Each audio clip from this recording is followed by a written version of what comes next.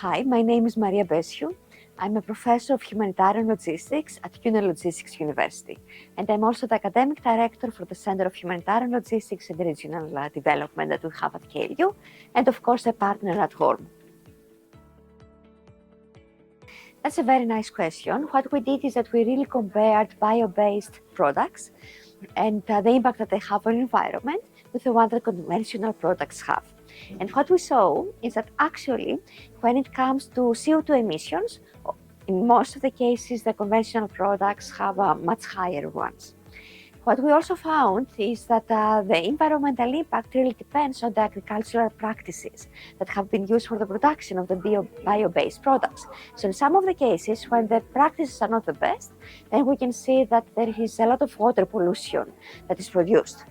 So we also checked for what happens at the end of the life cycle of products.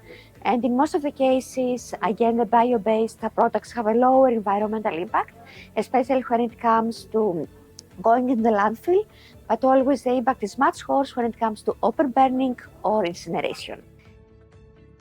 So what we actually found is that most of the organizations actually are using sustainable procurement criteria, but they don't always do it in a systematic way. So with the framework that we developed, what we are doing is that we try to capture what is the procurement policy that the organizations have and how exactly they also use it. And we also include supplier evaluations and also product evaluations. We look at different metrics, for example, CO2 emissions, water pollution, durability, deforestation, and things like that. And we know that it's difficult regarding the market maturity. So some markets are more mature when it comes to procurement criteria, and some are less. And this is something that we're working together with the partners to better capture. Thank you for the question. In Work Package 6, actually, we use system dynamics and we develop causal loop diagrams in order to see how dynamically things are changing over time. And we have two different foci. So in the first one, we look more at bio-based materials and how they are actually used, or they can be used in humanitarian settings.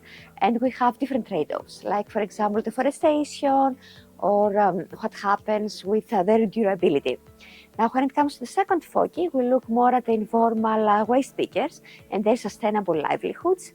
And there we try to identify what policies we should have in order to improve the environmental, social, and also, of course, financial aspect.